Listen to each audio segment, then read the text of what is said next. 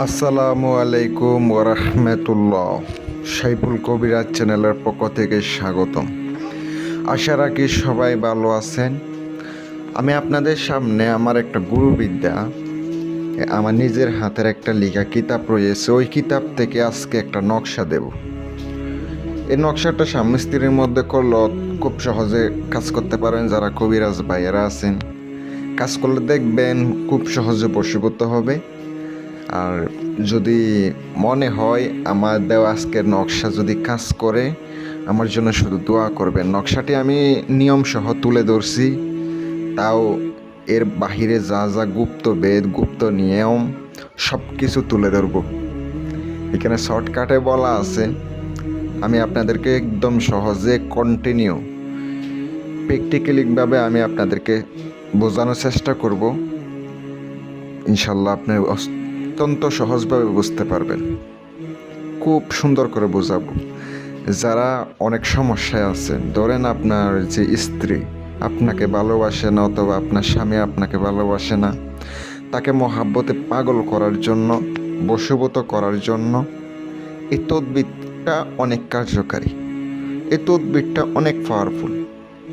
একবার করবেন, আল্লাহর রহমতে যদি আল্লাহ চায় আপনার ওসিলার মাধ্যমে, তাহলে কাজ করবে। অনেকে বলে, ভাই তাবিজ কাজ করে না কেন, নকশা কাজ করে না কেন? ভাই আপনি কি পাক পবিত্র থাকেন, সবসময় নামাজ পড়েন, আপনি এই নকশার জাকাত আদায় করছেন? কোনো কিছু করার নাই। আপনার কবিরাজ বলতে কোনো ধারণা নাই।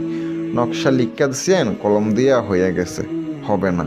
এগুলোর অনেক নিয়ম কারণ আছে, শিখে তারপরে কাজ করবেন, তাহলে কাজ হইব। নকশাটি কি লেখা আছে এখানে আমরা একবার শুনি। কোনো মানুষকে মহাব্বত, ভালোবাসা তৈরি করার জন্য এই নকশাটি কার্যকারী। নকশাটি প্রথমত মেশকো জাফরানের কালি দ্বারা 21টা লিখিত হবে। এক বসা অবস্থায় 21টা আপনাকে প্রথমত লিখে ফেলতে হবে। 21টা লেখা শেষ, এবার আপনাকে একটা হাতে ব্যবহার করিবেন। নকশার নিচে অবশ্যই যাহাকে বশ করবেন তাহার নাম, তাহার মায়ের নাম, যাহার কাছে আনবেন তাহার নাম, বাবার নাম লিখিত হবে। লিখে দেওয়ার পরে নকশা সুন্দর করে আপনি একটা মাদুলিতে ভরে ব্যবহার করিবেন। যদি আপনি মেয়ে হয়ে থাকেন বাম হাতে, ছেলে হইলে ডান হাতে। তারপর আপনি 21টা নকশা সুন্দর করে ফলিতা বানাবেন।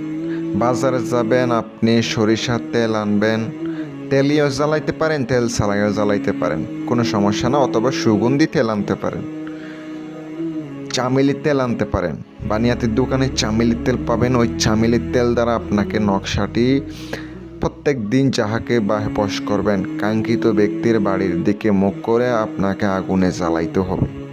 যখন জ্বালাবেন তখন বলবেন, হে নকশার মোয়াক্কেলগণ, হে নকশার দাসগণ, অমুকের কন্যা অমুককে, অমুকের পুত্র অমুকের কাছে আনিয়া দাও। এইভাবে বলতে বলতে 21 বার পরে 21টা ফুঁক দিয়ে আপনি এটা জ্বালাইতে থাকবেন, চেহারা কল্পনা করতে থাকবেন। দেখবেন আপনার মনের মানুষ কিভাবে থাকে আপনাকে ছাড়া। যদি কবিরাজ হয়ে থাকেন, আমি অনুমতি দিলাম, ইনশাল্লাহ কাজ করেন, অবশ্যই কাজ হবে।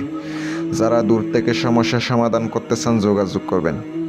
অবশ্যই এই নকশা আপনি শনি মঙ্গলবার ছাড়া লিখিবেন, অন্য দিন লিখলে কাজ করবে না। শনি অথবা মঙ্গলবার ছাড়া লিখিতে হবে। অন্য 5 দিন যে কোনো সময় লিখবেন, ভালো একটা সময় দেখে। নকশা লিখেও একটা সময় আছে। সকলে ভালো থাকবেন, সুস্থ থাকবেন। কাজের জন্য যোগাযোগ করতে পারেন যদি বিশ্বাস হয়। আসসালামু আলাইকুম ওয়া রাহমাতুল্লাহ।